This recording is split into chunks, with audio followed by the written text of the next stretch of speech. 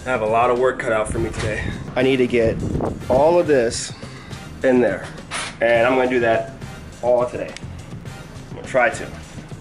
Maybe take a couple days, but try to get this done in one shot.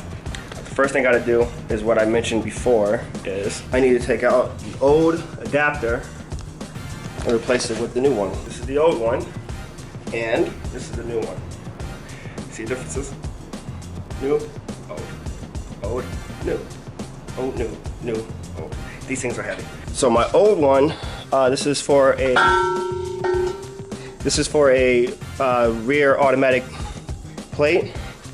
Try to match this up. It won't. I mean, it will fit, but the thing is that the side is not made for. It's not made for a manual rear plate, so you can't use that. This one, or this should work. I don't know yet. Yeah. See the difference? So this one has the starter in the back instead of the starter in the front. And with this is going to work. I mean, it's kind of, with the wood is lifted, but that's going to work. Now, unfortunately, I wanted to put the flywheel and the clutch and everything inside or on the engine, but the company where I bought the bell housing from, they forgot to ship the flywheel bolt, so I can't put any of that on there. So this is really going to be a test fit until like I really get the car started and whatnot. So I do want to get this engine in today and try to get it pushing out maybe next week. I have to take that adapter off, and I'm not going to show anything about that because I already did that in one of the videos before. So I'm just going to skip over to where the new bell housing is on and me getting ready to put the engine in. 2 hours later. Alright, so finished up the transmission. This is not a new day. I just sweat out the shit out of my my blue shirt, so good thing I had another one. Now that's done, I'm kind of pissed about the problem I was having because the bell housing, it was touching the firewall or the trans tunnel, and I'll show you. So it was touching the trans tunnel. I thought because I didn't hammer enough of the transmission tunnel in. Turns out the transmission bolts, or one of the transmission bolts, wasn't in the correct spot. When I jack up the transmission, it would just keep cocking off to the right, which made the entire transmission and bell housing just offset. But fixed that. Now all I had to do is just hit these corner spots where the bell housing is touching, and then I can put this in.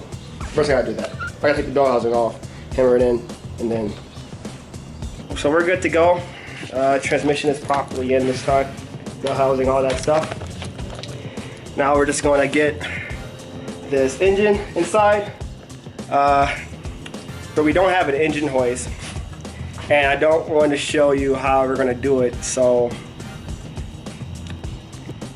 yeah. The next day. So next day, the night didn't go all that bad. Since we didn't have a hoist, we decided to use our strength and pick up the engine and put it inside the engine bay. Wasn't my best moment. As you can see, I got the hoist with me. So something went wrong. It wasn't that bad of a mistake, but something that I probably could have waited until today to get it done. So as you can see, the engine is technically in the bay. Like I said, we decided to pick it up and put it in there. And the idea was to use the jack that I have and grab a board and put it underneath the engine, and we'll just jack up the engine and, you know, slide it into the transmission. But it's kind of hard to do that when you have 200 pounds on a board and we're trying to move the board back. So that didn't go well. And I got the hoist. Only thing I have to do now is make hooks for the engine because this engine didn't have hooks, and I'm not trying to wait for an extra week or two to order some hooks, so I might as well just make some. I got some scrap in the corner, and I'm just gonna drill a few holes and grab some hooks from like my local hardware store, and hopefully in the next hour or so this thing will be properly in and ready to go. So I got my scrap, or warming up my heat gun so I can apply some heat to the metal so it'll be easier to drill. Got a glove because if this metal will spin, I don't want to hurt myself when I'm doing it. Or once this is done, this will be the first hook. Put it in the front and then get ready for the one in the rear.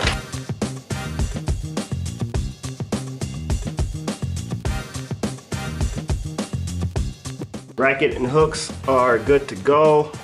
Got the front and the back. They do kind of move a little bit, but that's okay.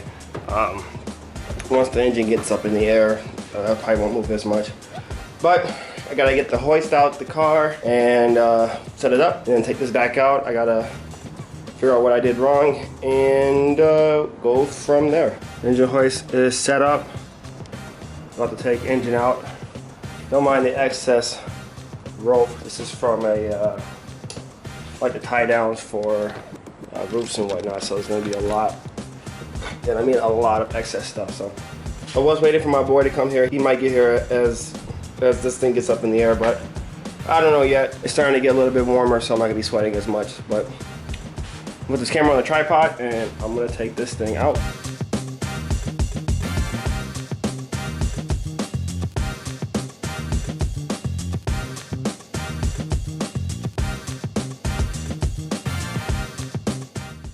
After some further inspection, the pilot bushing's already inside here, and that can probably be the reason why it wasn't fitting, or because when we try to manhandle it, the engine and transmission wasn't sitting at the right angle.